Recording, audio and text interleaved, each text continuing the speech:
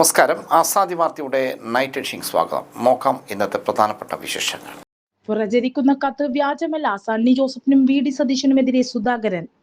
അലകടൽ പോലെ ആവേശത്തെമുപ്പിൽ കൊട്ടിക്കലാശത്തിന് സമാപനമായി. കണ്ണൂർ തെരഞ്ഞെടുപ്പിന് സജ്ജം. ജില്ലയിലെ ആകെ 21,76,984 വോട്ടർമാർ ജയിച്ചു കഴിയുമ്പോൾ ഭരണം. മുഖ്യമന്ത്രിയെ കാണാനെത്തിയ മുണ്ടക്കൈ ദുരിതബാധിതർ. വീട് നൽകുമെന്ന് പറഞ്ഞ് വഞ്ചിച്ചു. സണ്ണി ജോസഫിനും സതീശനുമെതിരെ പോലീസിൽ പരാതി നൽകി. ദുരിതബാധിതൻ വഞ്ചനയ്ക്കെതിരെ NM വിജയന്റെ കുടുംബത്തിന്റെ ഉപവാസ സമ്മതം.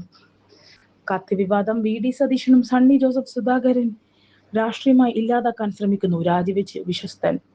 ഫണ്ടെവിടെ വീടെവിടെ? കോൺഗ്രസ് കലാശക്കോട്ടിലും മുഴങ്ങിക്കേട്ടത് ആ പാരടി ഗാനം. രേവന്ത് റെഡ്ഡി പറഞ്ഞതൊക്കെ നുണ. കേരളത്തിൽ ഒഴുകുന്നത് തെലുങ്കാനയിലെ അഴിമതി പണം. കെ. കവിത. വിശദമായ വാർത്തകളിൽ പോകാം. അലകടൽ പോലെ ആവേശം. പരസ്യ പ്രചാരണത്തിന് കൊട്ടിക്കലാശത്തോടെ സമാപനം. നാളെ നിശബ്ദ പ്രചരണം. അലകടൽ പോലെ ആവേശത്തിമർപ്പിൽ നിയമസഭാ തെരഞ്ഞെടുപ്പിന് മുന്നോടിയായുള്ള കൊട്ടിക്കലാശത്തിന് സമാപനമായി. നാളെ നിശബ്ദ പ്രചരണമാണ്. വ്യാഴാഴ്ച വോട്ടെടുപ്പ് നടക്കും. റോഡ് ഷോകളായി സ്ഥാനാർത്ഥികൾ പ്രചാരണത്തിൻ്റെ അവസാന ദിവസം മണ്ഡലങ്ങളിൽ സജീവമായി. റോഡ് ഷോകളും റാലിയും കൊട്ടിക്കലാശത്തിൻ്റെ ഭാഗമായി. മാറ്റുകൂട്ടുന്നതിനായി പാർട്ടി പോപ്പറുകളും ഫോം സ്പ്രേയും DJയുമെല്ലാം ഉണ്ടായിരുന്നു.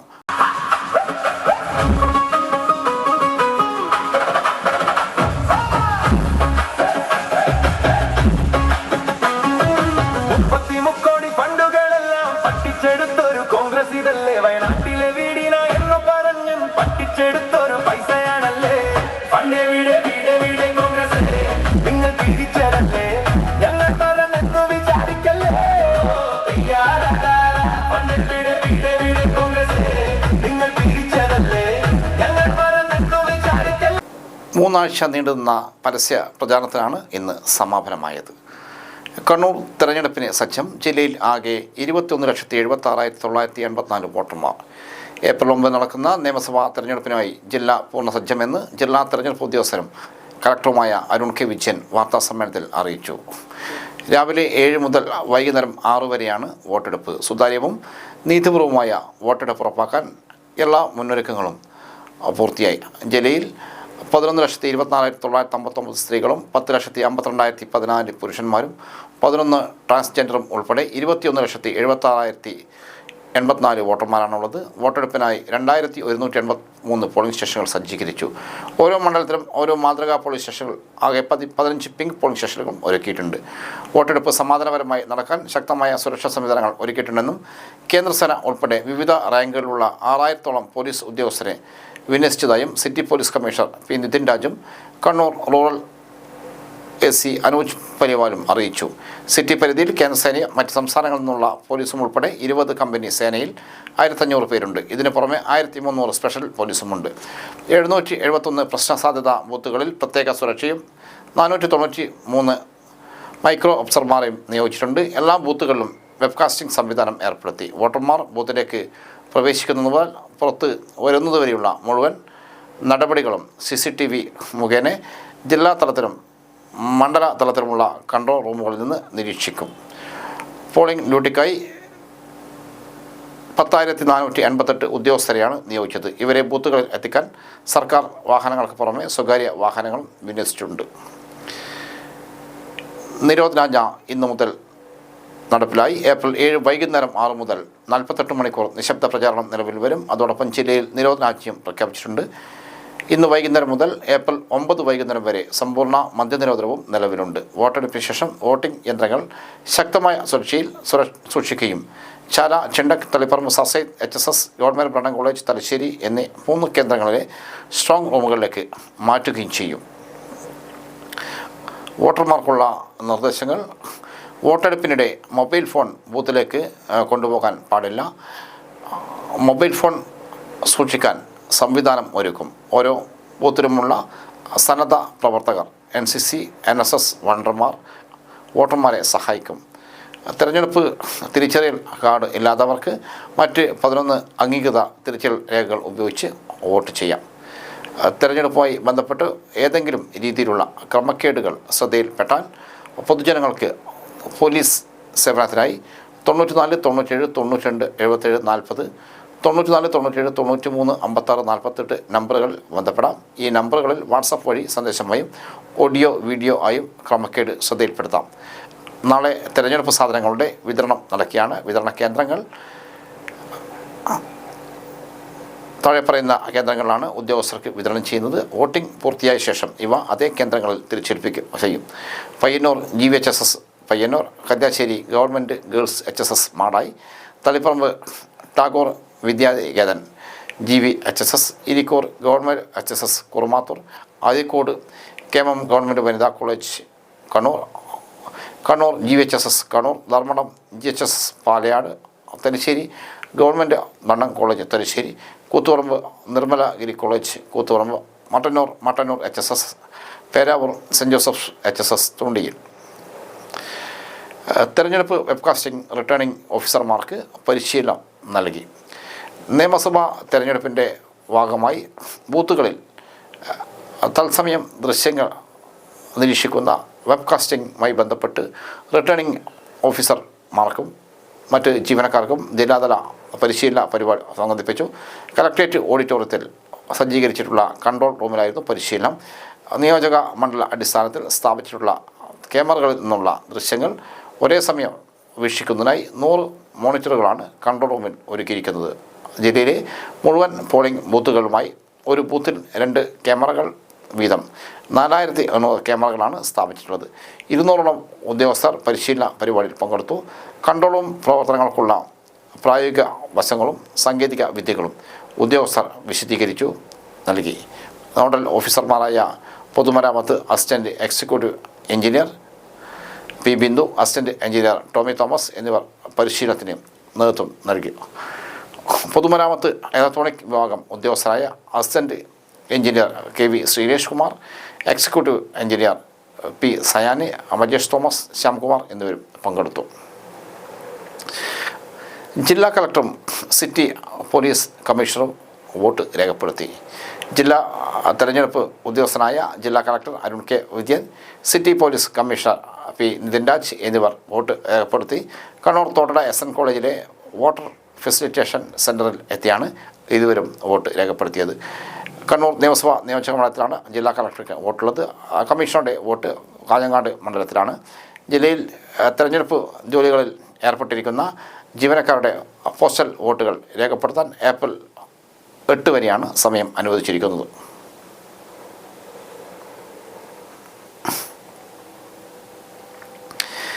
ജയിച്ചു കഴിയുമ്പോൾ വരണം. മുഖ്യമന്ത്രിയെ കാണാനെത്തി മുണ്ടക്കൈ ദുരന്ത ബാധിതർ. ഒറ്റ രാത്രി കൊണ്ട് സർവ്വതും നഷ്ടപ്പെട്ട ജനതയെ നെഞ്ചോട് ചേർത്ത് സംരക്ഷിച്ച സർക്കാരിൻ്റെ നായകനെ നേരിട്ട് കാണാൻ അവരെത്തി.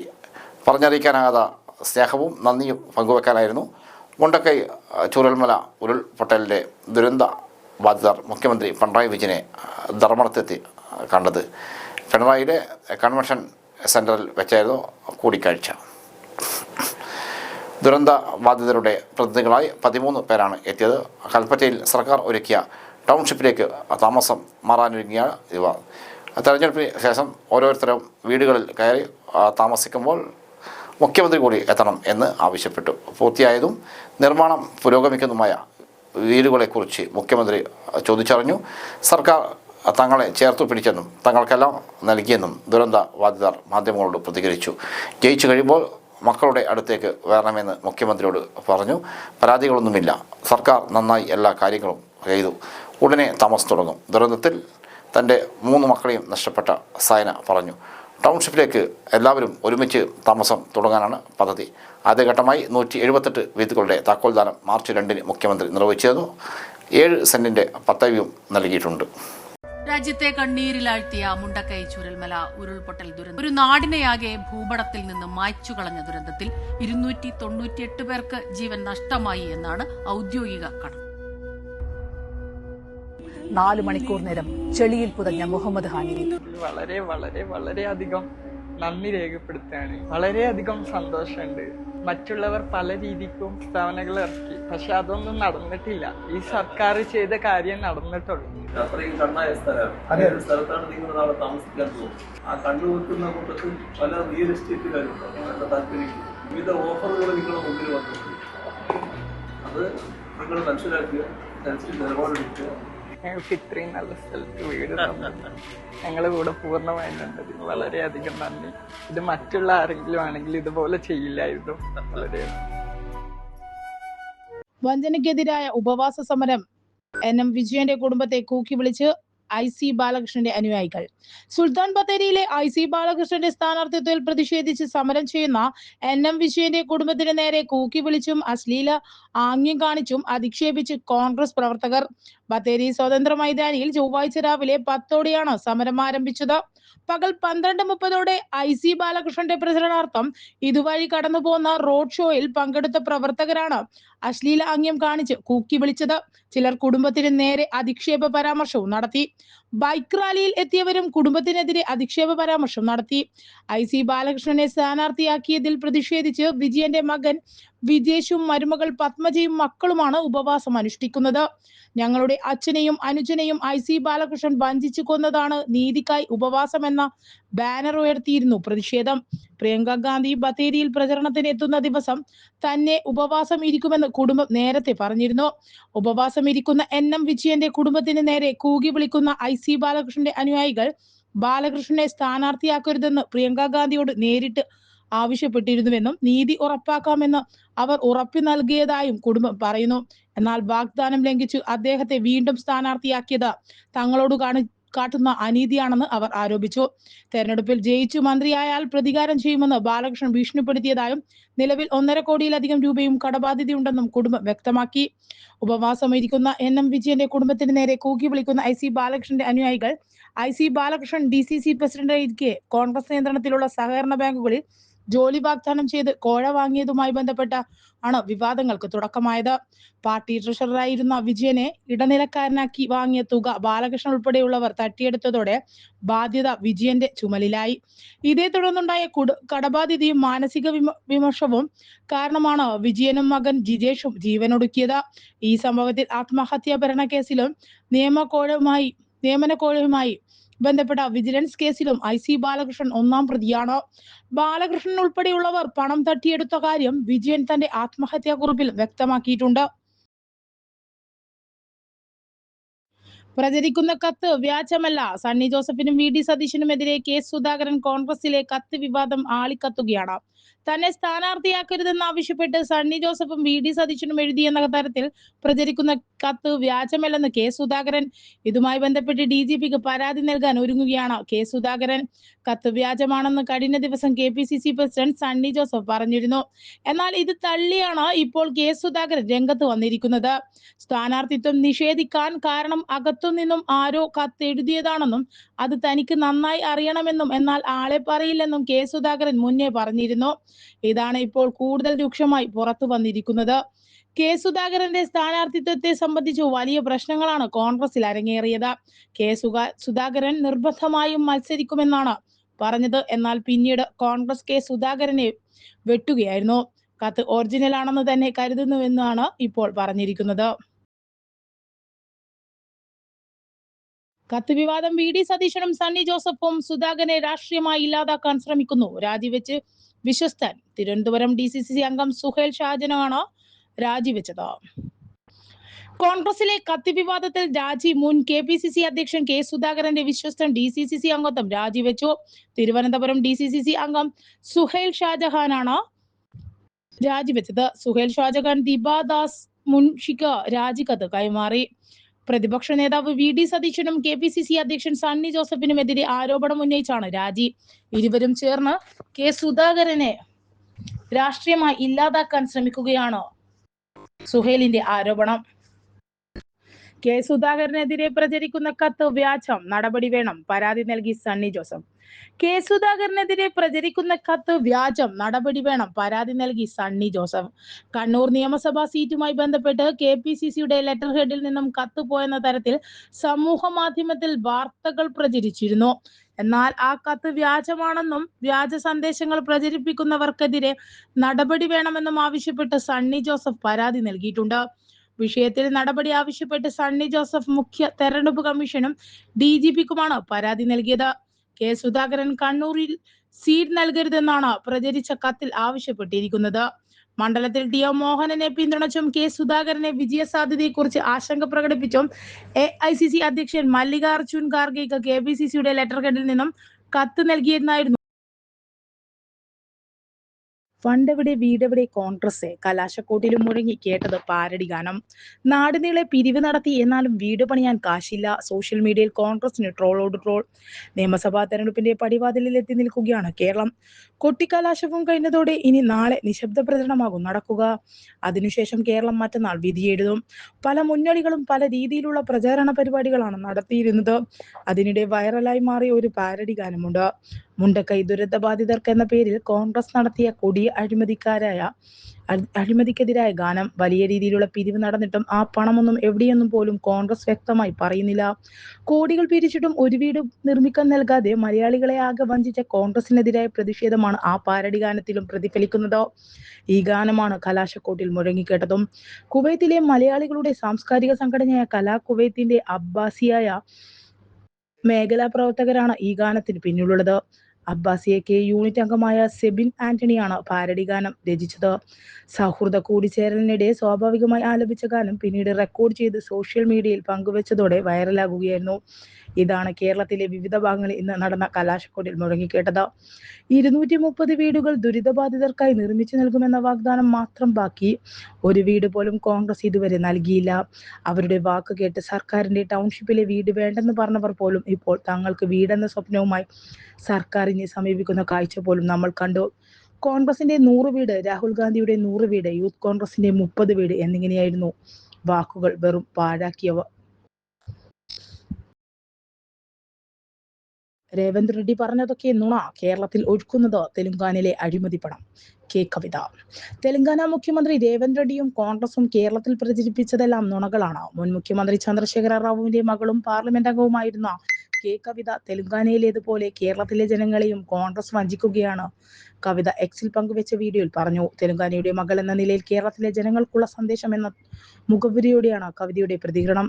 തെരഞ്ഞെടുപ്പിൽ 6 ഗ്യാരണ്ടികളാണ് തെലങ്കാനയിലെ ജനങ്ങൾക്ക് കോൺഗ്രസ് വാഗ്ദാനം ചെയ്തത്. എന്നാൽ ഇതുവരെയും ഒന്നുപോലും നടപ്പാക്കിയിട്ടില്ലെന്ന് കവിത പറഞ്ഞു. മാസത്തിൽ 2500 രൂപ വീതം സ്ത്രീകൾക്ക് നൽകുമെന്ന് ഉറപ്പു നൽകി. എന്നാൽ ഇതുവരെ നടപ്പാക്കിയിട്ടില്ല. ജോലി നൽകുമെന്ന് പറഞ്ഞ് യുവാക്കളെയും ബോണസ് നൽകുമെന്ന് പറഞ്ഞ് കർഷകരെയും രേവന്ത് റെഡ്ഡി സർക്കാർ വഞ്ചിച്ചു. വാർദ്ധക്യ പെൻഷൻ തുക ഉയർത്തുമെന്ന വാഗ്ദാനം നടപ്പായില്ല. സംവരണം ഉറപ്പാക്കുമെന്ന് പിന്നോക്ക ജനവിഭാഗങ്ങൾക്ക് നൽകിയ ഉറപ്പും പാലിക്കപ്പെട്ടില്ല. തെലങ്കാനയിലെ കോൺഗ്രസിന്റെ ചരിത്രം പരിശോധിച്ചാൽ മനസ്സിലാകുന്നത് അഴിമതിയും വഞ്ചനയും മാത്രമാണ്. എപ്പോൾ വേണമെങ്കിലും പണം കൈക്കലാക്കാൻ കഴിയുന്ന ഒരു ATM മാത്രമായിട്ടാണ് തെലങ്കാനയെ കോൺഗ്രസ് കാണുന്നത്. കേരളത്തിലെ തെരഞ്ഞെടുപ്പ് പ്രചരണത്തിന് കോൺഗ്രസ് ഒഴുക്കുന്നത് തെലങ്കാനയിലെ അഴിമതി പണമാണെന്നും കവിത പറഞ്ഞു. ഇടതുപക്ഷം കേരളത്തിൽ തുടരേണ്ടതുണ്ട്. മുഖ്യമന്ത്രി പിണറായി വിജയൻ അതിശയിപ്പിക്കുന്ന പ്രകടനമാണ് കാഴ്ചവെച്ചിട്ടുള്ളത്. ഇടതുപക്ഷ വിജയത്തിനായി മലയാളികൾ വോട്ടുകൾ നൽകണമെന്നും കവിത വീഡിയോയിൽ അഭ്യർത്ഥിച്ചു. കൊട്ടിക്കലാശത്തിനിടെ 3 നിരത്തിൽ UDF ആക്രമണം. കല്ലേറി 4 LDF പ്രവർത്തകർക്ക് പരിക്ക്. 3 നിരത്തിൽ തെരഞ്ഞെടുപ്പ് കൊട്ടിക്കലാശത്തിന് UDF-കാർ നടത്തിയ കല്ലേറിൽ 4 LDF പ്രവർത്തകർക്ക് പരിക്ക്. CPM Azhikode north local committee അംഗം TP Latheef, DYFI Azhikode north മേഖലാ president KV Abhijith, SFI area committee അംഗം അനുഗ്രഹ്, K രാജേഷ് എന്നിവർക്കാണ് പരിക്കേറ്റത്. ചൊവ്വാഴ്ച വൈകിട്ട് 6-നാണ് സംഭവം. 3 നിരത്തിൽ LDF-ന്റെ തെരഞ്ഞെടുപ്പ് കൊട്ടിക്കലാശം കഴിഞ്ഞ് മടങ്ങുകയായിരുന്ന സ്ത്രീകൾ ഉൾപ്പെടെയുള്ള പ്രവർത്തകർക്കു നേരെയാണ് UDF-കാർ കല്ലെറിഞ്ഞത്. വൈകിട്ട് അഴീക്കലിലേക്ക് ബൈക്കിൽ പരിപാടിക്ക് വരികയായിരുന്ന പ്രവർത്തകരുടെ കയ്യിലുണ്ടായിരുന്ന ചെങ്കൊടി ഓലത്തോഴയിൽ വെച്ച് ലീഗുകാർ പിടിച്ചു വലിച്ചിരുന്നു. ഇതിനെ ചൊല്ലി വാക്കേറ്റവും ഉണ്ടായി. ഇതിൽ പ്രകോപിതരായ മുസ്ലിം ലീഗുകാരും UDF-കാരും വൻകുളത്ത് വയലിലെ കൊട്ടിക്കലാശം കഴിഞ്ഞതിന് പിന്നാലെ സംഘടിച്ചെത്തി LDF പ്രവർത്തകർക്കു നേരെ കല്ലെറിയുകയായിരുന്നു. UDF-കാരായ CP Rasheed, P Sajeevan, Asnaf Kattampally, CK Aksar, Mishab Ajeer എന്നിവരുടെ നേതൃത്വത്തിലാണ് ആക്രമണം നടന്നത്. വൻകുളത്ത് വയൽ കേന്ദ്രീകരിച്ച് മാത്രം കൊട്ടിക്കലാശ പരിപാടി നടത്താൻ അനുമതിയുള്ള UDF-കാർ ബോധപൂർവം സംഘർഷം സൃഷ്ടിക്കാനാണ് 3 നിരത്തിലേക്ക് എത്തിയത്. പരിക്കേറ്റവരെ AKG സഹകരണ ആശുപത്രിയിൽ പ്രവേശിപ്പിച്ചു. CPM ജില്ലാ സെക്രട്ടറി KK രാഗേഷ്, അഴീക്കോട് മണ്ഡലം LDF സ്ഥാനാർത്ഥി KV സുമേഷ്, CPM സംസ്ഥാന കമ്മിറ്റി അംഗങ്ങളായ TV രാജേഷ്, M പ്രകാശൻ എന്നിവർ പരിക്കേറ്റവരെ ആശുപത്രിയിൽ സന്ദർശിച്ചു. രേവന്ത് റെഡ്ഡി അപമാനിച്ചത് കേരള ജനതയെ മന്ത്രി വി ശിവൻകുട്ടി. കേരള മുഖ്യമന്ത്രി പിണറായി വിജയനെതിരെ അധിക്ഷേപകരമായ പരാമർശങ്ങൾ നടത്തിയ തെലങ്കാന മുഖ്യമന്ത്രി രേവന്ത് റെഡ്ഡി അപമാനിച്ചത് കേരള ജനതയെയാണെന്ന് മന്ത്രി വി ശിവൻകുട്ടി. രേവന്ത് റെഡ്ഡി അപമാനിച്ചത് പിണറായി വിജയൻ എന്ന വ്യക്തിയെ മാത്രമല്ല, കേരളത്തിലെ പ്രബുദ്ധരായ ജനങ്ങളെയും ഈ നാടിൻ്റെ പാരമ്പര്യത്തെയുമാണ്. കേരളത്തിലെ കോൺഗ്രസ് നേതാക്കളാണ് റെഡ്ഡിക്ക് ഇതിനായി വഴി കാട്ടുന്നതെന്നും അദ്ദേഹം പറഞ്ഞു. ഇന്ത്യൻ ചരിത്രത്തിൽ ആദ്യമായാണ് ഒരു മുഖ്യമന്ത്രി മറ്റൊരു സംസ്ഥാനത്തെ മുഖ്യമന്ത്രിയെ അധിക്ഷേപകരമായ ഭാഷയിൽ ഔദ്യോഗിക ലെറ്റർ പേരിൽ കത്തയക്കുന്നത്. ഇത് ഫെഡറൽ തത്വങ്ങളുടെ നഗ്നമായ ലംഘനവും ജനാധിപത്യ ചരിത്രത്തിലെ കറുത്ത അധ്യായവുമാണ്. ഇക്കാര്യത്തിൽ കോൺഗ്രസ് ഹൈക്കമാൻഡ് നിലപാട് വ്യക്തമാക്കണം. ABVPയുടെ രാഷ്ട്രീയ പ്രവർത്തനം ആരംഭിച്ച് സംഘപരിവാർ മനസ്സുമായി കോൺഗ്രസ് എത്തിയ രേവന്ത് റെഡ്ഡിയിൽ നിന്ന് കൂടുതൽ മാന്യത പ്രതീക്ഷിക്കുന്നില്ല. രാഷ്ട്രീയ വിയോജിപ്പുകൾ പ്രകടിപ്പിക്കാൻ മാന്യമായ ഭാഷ അറിയാത്ത ഒരാൾ മുഖ്യമന്ത്രി സ്ഥാനത്തിരിക്കുന്നത് ആ പദവിക്ക് തന്നെ അവഹേളനമാണ്. കേന്ദ്രത്തിൻ്റെ ജനദ്രോഹ നയങ്ങൾക്കെതിരെയും ഫെഡറൽ അവകാശങ്ങൾ സംരക്ഷിക്കുന്നതിനും സുപ്രീം കോടതിയിൽ ഭരണഘടനാപരമായ പോരാട്ടം നടത്തുന്ന ഏക സംസ്ഥാനം കേരളമാണെന്ന വസ്തുത റെഡ്ഡി തിരിച്ചറിയണമെന്നും സംഘപരിവാറോട് മൃദുസമീപനം പുലർത്തുന്നവർക്ക് മാത്രമേ ഇത്തരത്തിൽ വില കുറഞ്ഞ ആരോപണങ്ങൾ ഉന്നയിക്കാൻ കഴിയൂവെന്നും മന്ത്രി വി ശിവൻകുട്ടി പറഞ്ഞു.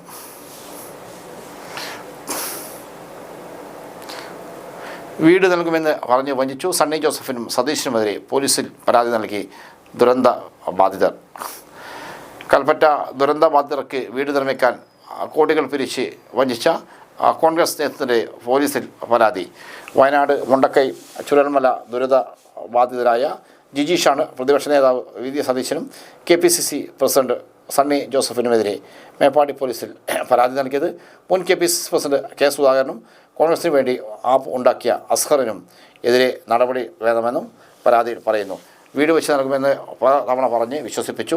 കോൺഗ്രസിനെ വിശ്വസിച്ച് സർക്കാരിൻ്റെ വീട് വേണ്ടെന്ന് അറിയിച്ച ധനസഹായം കൈപ്പറ്റി. ഇപ്പോൾ കോൺഗ്രസ് പദപ്പിരിവ് നടത്തി ആപ്പ് പോലും കാണാനില്ല. ഒരു കടലാസിൽ എഴുതി സണ്ണി ജോസഫ് പ്രദർശിപ്പിക്കുകയാണ് ചെയ്തത്. കൃത്യമായ രേഖകൾ കാണിച്ചില്ല. യഥാർത്ഥ തുക വെളിപ്പെടുത്താതെയും വയനാട് ദുരന്ത ബാധിതരെ കോൺഗ്രസ് വഞ്ചിച്ചെന്നും പരാതിയിൽ പറയുന്നു. അതിജീവിതർക്കായി വീട് വെച്ച് നൽകാൻ കോൺഗ്രസിൻ്റെ കയ്യിൽ പണമില്ലെന്ന് KPCC പ്രസിഡന്റ് സണ്ണി ജോസഫ് കഴിഞ്ഞ ദിവസമാണ് തുറന്ന് പറഞ്ഞത്. വീട് നിർമ്മിക്കാനായി പ്രതിപക്ഷ നേതാവിനെയും KPCC പ്രസിഡന്റിനെയും ജോയിൻറ്റ് അക്കൗണ്ടിലേക്ക് 5.38 കോടി രൂപയാണ് എത്തിയത്. 2 ഘട്ടമായി സ്ഥലം വാങ്ങിയതോടെ പണം തീർന്നെന്നാണ് സണ്ണി ജോസഫ് പറഞ്ഞത്. അതേസമയം ദുരന്ത ബാധിതർക്ക് 230 വീട് വാഗ്ദാനം ചെയ്ത് കോടികൾ പിരിച്ച് 1.5 വർഷം ദൂർത്തടിച്ച ശേഷം 50 വീടിനാണ് തറക്കല്ലിട്ടത്. ദുരന്തമുണ്ടായപ്പോൾ രാഹുലും KPCCയും 100 വീട് വീതം പ്രഖ്യാപിച്ചു. യൂത്ത് കോൺഗ്രസ് 30 വീടും. ഇതിനായി എത്ര പിരിച്ചെന്നോ പണം എന്തു ചെയ്തെന്നോ വ്യക്തമാക്കിയിട്ടില്ല. പുനരധിവാസത്തിനുള്ള മുഖ്യമന്ത്രിയുടെ ദുരിതാശ്വാസ നിധിക്കെതിരെ പ്രചരണം നടത്തിയായിരുന്നു പിരിവ്. പുനരധിവാസത്തിനുള്ള മുഖ്യമന്ത്രിയുടെ ദുരിതാശ്വാസ നിധിയിലേക്ക് രാഹുലും പ്രിയങ്കയും തുക നൽകിയില്ല. MB ഫണ്ട് സർക്കാരിന് നൽകേണ്ട ആവശ്യമില്ലെന്നാണ് പ്രിയങ്ക പറഞ്ഞത്. കോടികൾ പിരിച്ചു മുക്കിയത് തിരിച്ചടിയാകുമെന്ന് കണ്ടാണ് കുന്നമ്പറ്റയിൽ കാട്ടാനശ്ശേരിയുമുള്ള 3 ഏക്കർ കാപ്പിത്തോട്ടം വാങ്ങി കല്ലിട്ടത്. അതേസമയം ദുരന്ത ബാധിതർക്കുള്ള ടൗൺഷിപ്പിൻ്റെ 1ാം ഘട്ടം പൂർത്തിയായി. നവംബർ സംസ്ഥാന സർക്കാർ 178 വീടുകളാണ് കൈമാറിയത്. ഇതോടെ ഇന്നത്തെ ആസാദി വാർത്തകൾ സമാപിക്കുന്നു. വീണ്ടും നാളെ കാണാം. നന്ദി, നമസ്കാരം.